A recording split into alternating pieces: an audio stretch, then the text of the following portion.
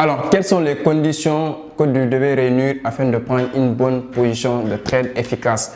Alors, dans cette vidéo, je vais expliquer quels sont les facteurs clés que vous devez prendre en compte et les combiner afin de prendre une belle position dans votre trade. Alors, si vous venez me découvrir au travers de cette vidéo, mon nom c'est Youssouf Diaby, je suis trader, je suis formateur, donc je suis auteur d'un livre intitulé Esprit d'un crypto-millionnaire. Donc, j'accompagne beaucoup de personnes dans ce secteur à améliorer leur performance en trade. Donc, dans cette chaîne, on parle de l'entrepreneuriat, on parle de business, on parle du trading en général, de la blockchain et des crypto-monnaies. Donc, avant d'aller plus loin, si tu n'es pas abonné, abonnez et activez la cloche de notification pour ne pas manquer les prochaines vidéos ou regardez encore les anciennes vidéos dans la chaîne afin de comprendre par là où nous voulons aller. Alors, dans cette vidéo, je vais vous expliquer de façon personnelle comment j'ai abordé mes analyses jusqu'à aller prendre des belles positions, comment accumuler ou cumuler les conditions qui me permettent de prendre une bonne position de trade depuis le niveau psychologique, depuis le niveau analyse jusqu'au niveau de décision finale afin de prendre une position. Quels sont les facteurs que vous devez prendre en compte afin de prendre votre position très efficace? Alors après l'intro, je vais vous développer cette thématique qui pourra vous aider vraiment dans votre trade. Donc restez concentrés et restez jusqu'à la fin de cette vidéo parce qu'à mon avis, à la fin, vous allez comprendre pourquoi vous perdez beaucoup d'argent dans votre trade.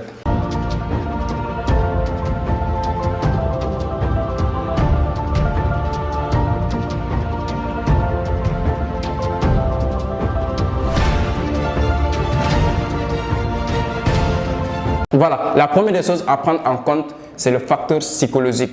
Donc, si vous n'êtes pas préparé psychologiquement dans le domaine du trading, quel que soit le niveau de votre analyse technique, quelle que soit la capacité de maîtrise de votre analyse technique, vous ne serez pas rentable. Parce que déjà, le facteur psychologique est le premier facteur le plus important dans le domaine du trading. Vous avez tendance à entendre que le trading, c'est 80% de psychologie. Alors, quand on parle de psychologie, il y a beaucoup de facteurs à prendre en compte. Donc, il y a la gestion des émotions et la gestion de prendre une belle décision. Parce que là, la gestion d'émotions, il y a le doute ou l'excès de confiance il y a beaucoup de facteurs à prendre en compte dans ce secteur-là. Parce qu'il y a l'excès de confiance déjà qui est là, qui peut vous induire dans les mauvaises décisions de trade.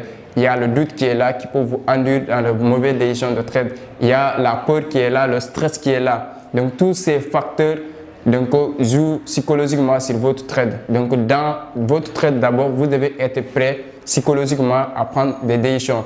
Alors, maintenant, une fois que vous êtes préparé de façon psychologique de comprendre comment fonctionne la psychologie des investisseurs sur le marché ou des traders, parce qu'on parle d'investisseurs, c'est les gens qui tradent sur le marché, que ce soit dans la spéculation, que ce soit dans l'investissement. Alors, vous devez comprendre la psychologie des gens. Et ça, pour le comprendre, vous devez détecter d'abord sur l'analyse technique les zones de support et de résistance. Parce que ça, dans ces zones de support et de résistance, c'est la psychologie des investisseurs ou des traders qui jouent à ce niveau avec les chandeliers japonais. Vous allez voir les chandeliers de gros chandeliers, les chandeliers de petits corps, les chandeliers de gros minces. Donc tout ça, c'est des facteurs psychologiques sur le marché que vous devez maîtriser. Donc en vous maîtrisant déjà, vous allez essayer de comprendre comment les acteurs du marché aussi se comportent face au graphique. Alors une fois maîtriser la psychologie et comprendre la psychologie des autres, c'est-à-dire les investisseurs, les acteurs du marché, vous allez maintenant essayer d'aborder votre analyse technique.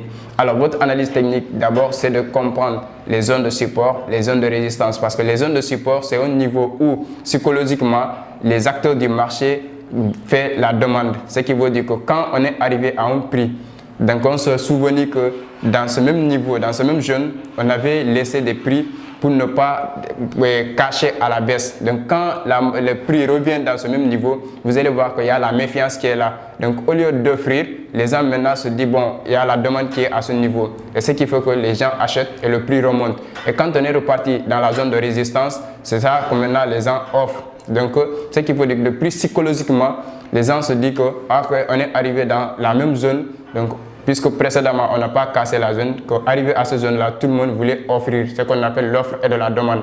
La demande, c'est l'achat, l'offre, c'est la vente. Donc, arrivé au niveau de la résistance, c'est l'offre qui est là. Donc, tout le monde vend pour prendre le profit et vous allez voir que le prix va rebondir à la baisse encore. Ce qu'on appelle la zone de résistance, on le touche plusieurs fois sans pouvoir le casser à la hausse. Et la zone de support, on le touche plusieurs fois sans le casser à la baisse. Et ce qui veut de plus psychologiquement, vous allez voir que c'est les acheteurs et les vendeurs qui se méfient arriver dans cette zone-là. Maintenant, il peut avoir des cassures. Et là, il faut ajouter ce qu'on appelle les volumes. Donc, pour avoir une confirmation de cassure, quand il y a une forte transaction de volume qui est ajoutée. Donc, ce qui veut dire qu'après la psychologie, après la maîtrise de la psychologie et la psychologie des acteurs sur le marché, on prend la maîtrise des supports et des résistances. Après la maîtrise des supports et des résistances, on ajoute ce qu'on appelle les volumes. Parce que quand on arrive au niveau du support et qu'il y a moins de volume de transactions, c'est qu'il est probable que le prix va remonter. Donc, on ne peut pas cacher le support. Mais quand on est à l'approche du support et que le volume de transactions est énorme, donc là, vous allez voir maintenant qu'il y a une probabilité de cassure du support. Et pareil aussi pour la résistance. Maintenant, après avoir cumulé les supports résistance plus les volumes, on va voilà jouer sur les chandeliers. Parce qu'arrivé au niveau du support, vous allez voir les chandeliers de retournement qui vont se manifester. Et tout ça, ça va nous signaler s'il y a un retournement à la hausse après avoir touché le support ou un retournement à la baisse après avoir touché la résistance. Donc, dès qu'on cumule ces facteurs, c'est-à-dire psychologiques, l'analyse des supports résistance avec les volumes, avec les chandeliers, déjà on est là. Ok, c'est des conditions qui nous permettent de savoir est-ce que donc il y a un retournement qui va se faire ou il y a une cassure qui va se faire. Maintenant, après, on a ajouté certaines figures statistiques. Il peut arriver des zones où il y a des figures statistiques qui vont se manifester. Soit aussi, on peut ajouter la moyenne mobile, c'est-à-dire l'indicateur moyenne mobile qui peut jouer le rôle de support ou de résistance en même temps. Donc, il y a beaucoup de ces indicateurs qu'on va ajouter pour avoir vraiment une confirmation. Après, la moyenne mobile, ça peut être la moyenne mobile de 100 pour les swing traders, la moyenne mobile 50 pour les day traders ou la moyenne mobile 13-21 pour les scalpers.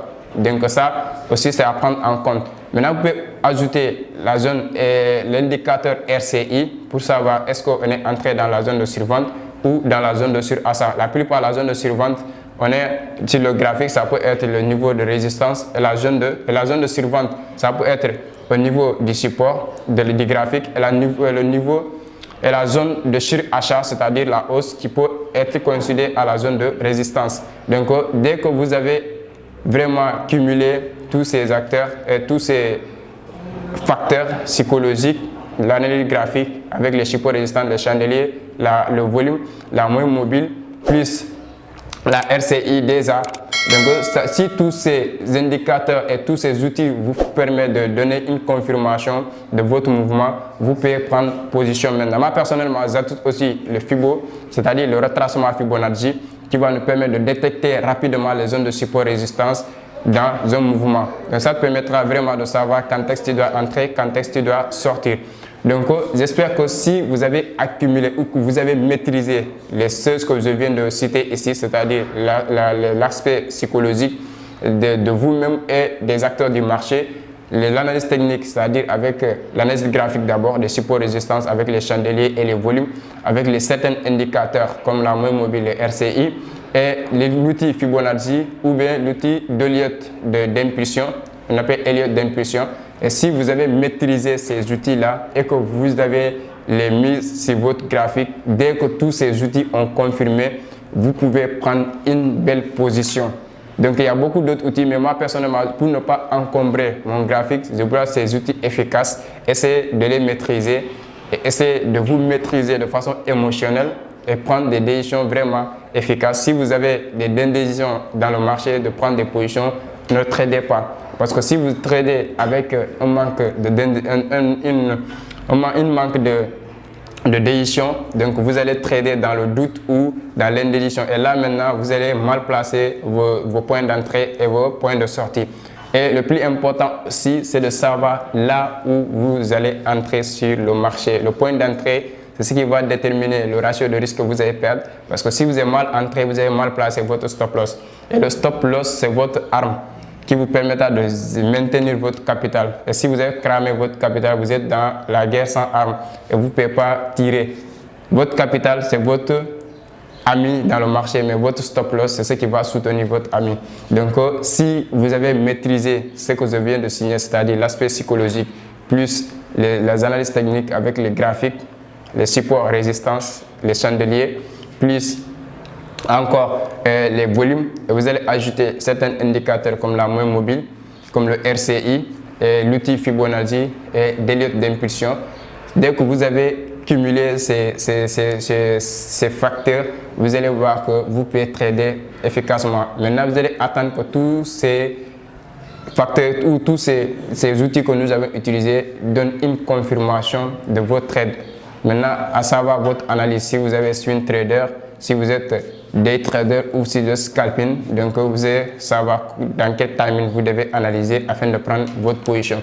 Et j'espère que cette vidéo va t'aider dans ton processus de trading et surtout la pratique fait le maître. Donc une fois vous pouvez descendre sur les anciennes vidéos, il y a des séries de vidéos que j'ai fait sur les analyses techniques, ça pourra vous aider surtout sur les chandeliers et des supports résistants, ça pourra vous aider que vous avez accumulé vraiment avec votre propre, parce qu'il y a le facteur psychologique, vraiment c'est très important dans le trading, et pour avoir ce facteur psychologique, vraiment les gens s'approchent des gens qui sont déjà dans le domaine afin de les coacher ou afin de les accompagner ou d'avoir le mentorat.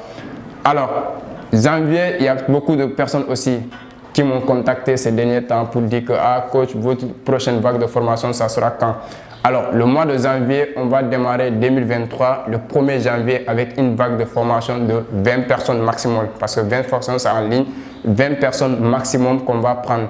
Donc déjà qu'on va les accompagner, ça sera 3 mois. Donc profitez, janvier, février, mars. Si vous avez raté ça, vous risquez d'attendre jusqu'à avril pour pouvoir encore s'inscrire pour une nouvelle vague. Donc janvier, c'est le début de l'année. Donc vivre le trading en 2023, ça commence dès maintenant. Donc formez-vous de janvier, février, mars, 3 mois, et les 9 mois restants, vous allez voir comment vous avez vraiment travaillé sur le marché des cryptos. Donc merci à vous, j'espère que cette vidéo t'a plu, j'espère que ça peut t'accompagner aussi dans ton trade. Et n'oublie pas de liker et donner ton avis et ton expérience que tu avais vécu sur le marché en commentaire, et partager au maximum de personnes que tu aimerais voir vraiment être performant dans son processus de trading. Merci et on se dit à très bientôt.